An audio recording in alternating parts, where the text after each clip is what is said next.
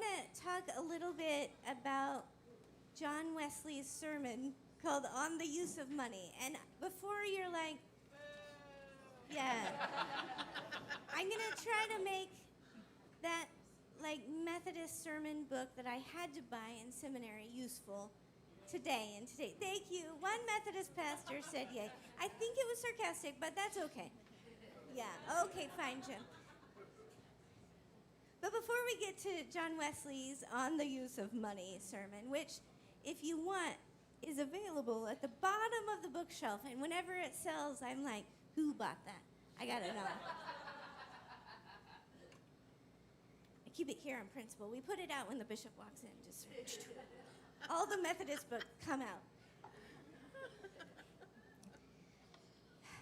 So I hope he's watching. John Wesley talks a lot about money. And just for anybody in the room who's like, who's John Wesley? Because there hasn't been like a Hamilton-style musical about him yet, let me just give you a little... I feel like his life would work. I'm going to write Lin-Manuel Miranda, see what he would do.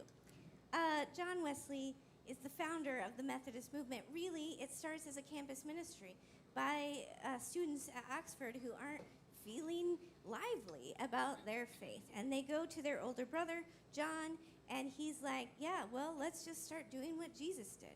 And then people start making fun of them and calling them methodical. And Wesley's like, aha, it's our brand. We're Methodists. Because they have this shared practice, this shared method of faith, and because John Wesley might be a lot, like kind of a lot. Which really, like, how would we be here 200 years later if he wasn't? So, he talks a lot about money.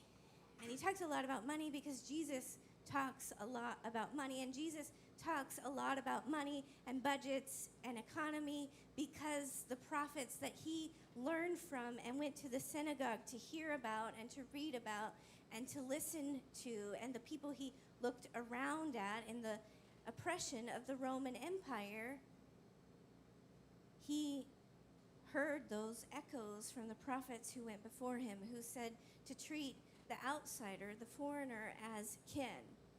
The people who proclaimed care of the widow and the orphan, the most vulnerable people in a culture and a time when you need a male head of a household for better or worse, to have any status or meaning or value or safety. They talked about the wealthy oppressing the poor. The prophets come and give voice at times when the economic disparity is growing in their communities, when the farms are being purchased and bought up by the most powerful, and the year of our Lord's favor is an actual economic idea. And at some point, all the debts are forgiven and all the land is redistributed and everybody celebrates. It's a year of Jubilee.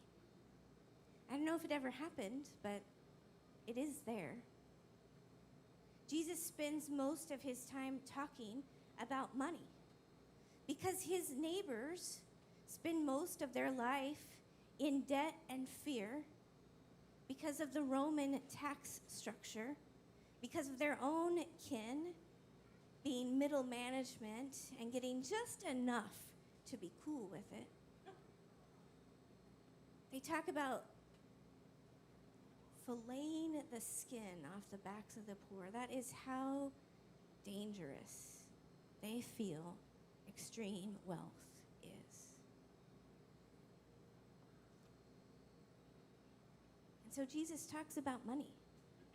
The one time he says salvation has come to this household, it's about Zacchaeus giving half of everything he has away and repatriating what he took from people as a Roman tax collector. And with interest, right? He's got a spreadsheet. And so Wesley, in his study and in his exploration of our tradition, looked around at the beginning of the Industrial Revolution and noticed the violence of poverty that is ever present. The early Methodists spoke out against slavery as abolitionists, and 100 years later, they would become the people who work alongside the labor movement to bring a weekend and to bring safety to the workplace. And Wesley talked to people, rich and poor, about money. And he had 3 rules about money, or 3 guidances, if that feels too rough. Earn all you can, save all you can, and give all you can. And he's not talking about earn all you can, like go ahead and take over Wall Street and just destroy everything and keep all the money that you can. He's talking about doing your work with care and diligence, with thoughtfulness, with being present, and showing up fully when you are there.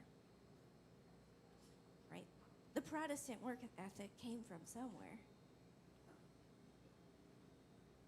But he doesn't say, he makes these clarifications that when you earn all you can, it should not come at the expense of your well-being or anyone else's.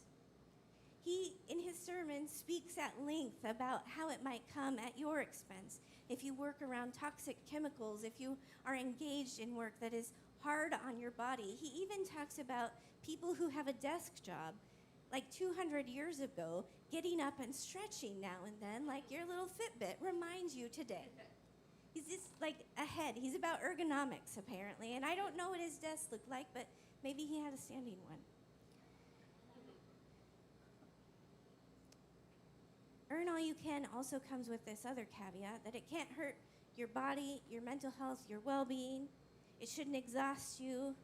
It should be meaningful, right? Like tired but not exhausted. Valued and valuing the work that you do. That's worthy of your time. And that your work shouldn't come at the expense of others. And when he gave examples of this, he talked about spaces of harmful work that exploit your neighbor.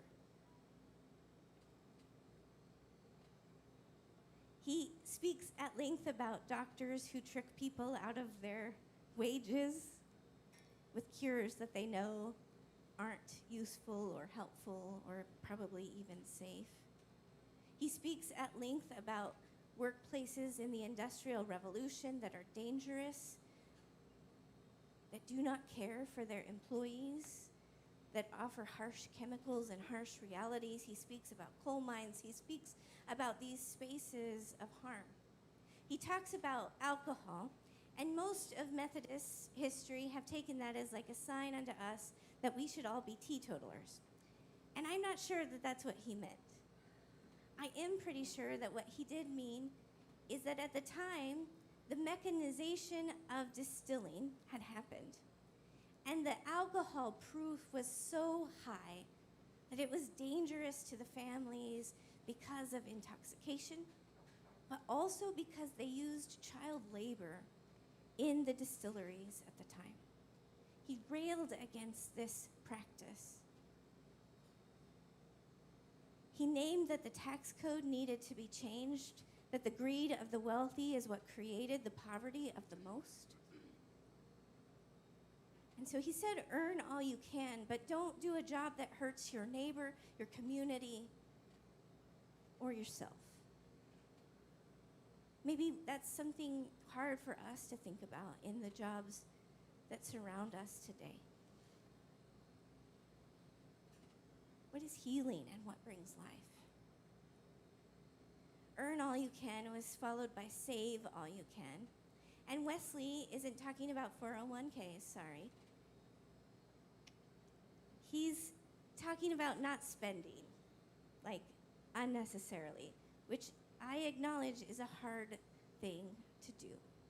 I do love the dollar area of the Target.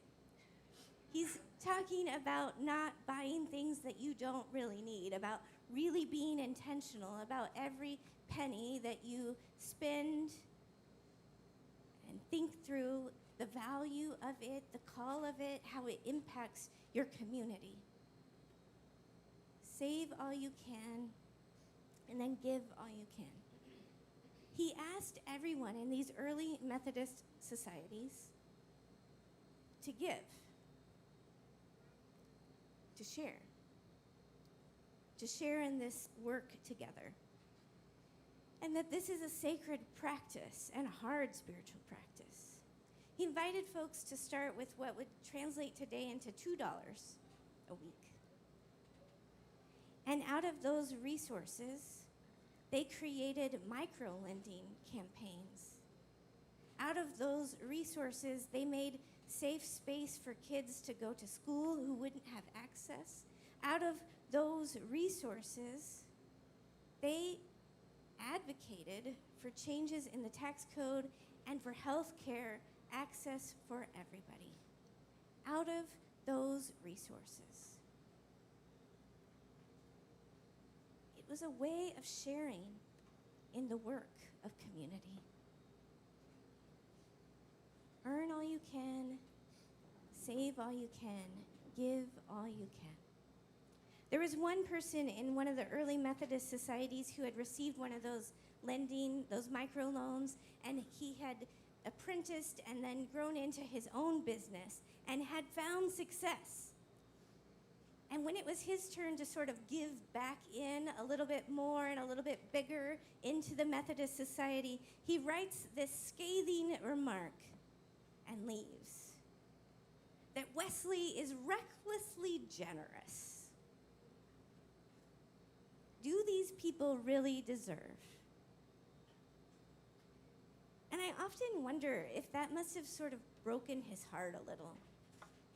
Like that in this work of giving and growing and receiving, there couldn't be a space where he found quite then the space to give as well.